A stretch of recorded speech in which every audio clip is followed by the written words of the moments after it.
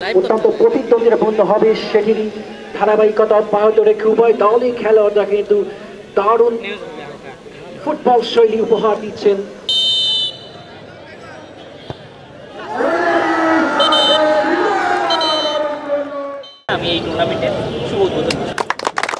এই কোলাহল, এই উল্লাস এ শুধু একটি ফুটবল ম্যাচের নয়, এ এক জনপদের হারিয়ে যাওয়া সোনালী অতীতে ফিরে যাওয়ার আনন্দ। কুষ্টিয়ার খোকসার ঐতিহ্যবাহী খোকসা জানিপুর পাইলট উচ্চ বিদ্যালয় মাঠ, যে মাঠ প্রায় ১.৫ দশক অপেক্ষায় ছিল এমন একটি উৎসবের, সেই মাঠ আজ পূর্ণ, যেন ফুটবলের উন্মাদনায় ভাসছে পুরো খোকসা। খুব বেশি দিন আগের কথা নয়, এই মাঠেই গর্জে উঠত হাজারো দর্শক।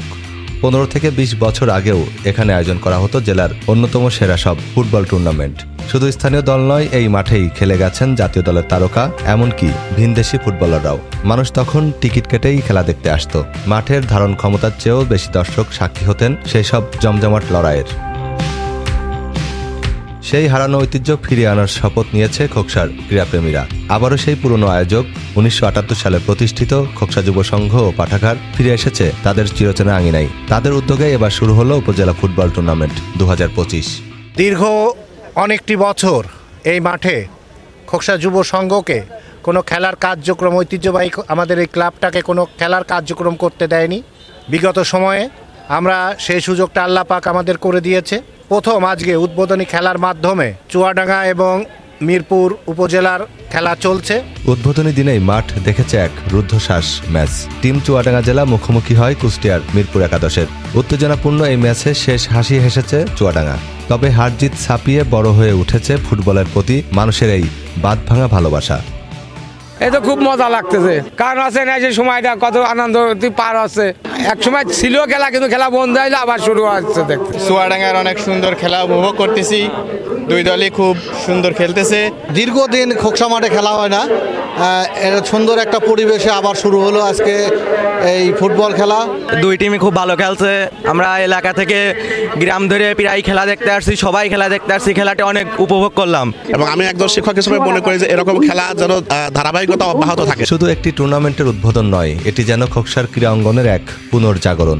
পুরনো সংগঠকদের সরব উপস্থিতি, প্রবীণদের স্মৃতিচারণ আর নতুন প্রজন্মের এই উচ্ছ্বাস, সব মিলিয়ে খোকসা জানিপুর মাঠ যেন সত্যিই তার হারিয়ে যাওয়া প্রাণ ফিরে পেয়েছে।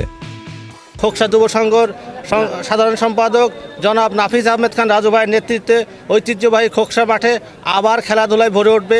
খোকসাবাসীকে আবার আমরা সেই একটা সুন্দর সফল টুর্নামেন্ট উপহার দেব এবং খোকসা মাঠের আবার সেই ঐতিহ্য ফিরিয়ে আনবো ইনশাল্লাহ। চুয়াডাঙ্গা এবং মিরপুর উপজেলা ফুটবল একাদশ এর মধ্যে যে খেলাটি হচ্ছে, দেশের বিভিন্ন প্রান্ত থেকে এখানে খেলোয়াড়রা খেলায় অংশগ্রহণ করছেন, প্রচুর দর্শক। আমাদের মেন টার্গেটই হচ্ছে যে মাদক ছেড়ে যাবে। বর্তমানে মাদকের যে পরিমাণ বিচরণ দেখা যাচ্ছে গ্রাম অঞ্চলের সব জায়গায়, তো আমরা মাদককে না বলে যাতে সবাই আবার খেলার মাঠে ফিরতে পারে সেই চেষ্টাই আমরা চালাচ্ছি। সামনে যতগুলো খেলা আছে এই খেলা সুন্দরভাবে পরিসমাপ্তি ঘটুক, সুশৃঙ্খলভাবে, এবং সাধারণ খেলোয়াড়রা যাতে মাঠমুখী হয়, মাদক থেকে দূরে থাকে, মোবাইল থেকে দূরে থাকে, সেই প্রচেষ্টা আমাদের সব সময় থাকবে। আয়োজকদের এই মহৎ উদ্যোগের শুরু থেকেই পাশে রয়েছে স্থানীয় প্রশাসন। টুর্নামেন্টের উদ্বোধন করেন খোকসা উপজেলা নির্বাহী অফিসার দীপন রায় ও খোকসা থানার অফিসার ইনচার্জ শেখ মইনুল হোসেন। আমি সবসময় বলি, এর আগেও বলছি, যে আসলে খেলাধুলার বিকল্প কিছু নাই। এই খেলাধুলা যদি কন্টিনিউ চলে, সব জায়গায় যদি খেলাধুলা হয়, বিশেষ করে মাদক বা অন্য অপরাধ, অন্য ছোটো অপরাধ থেকে সবাই ফিরে আসবে।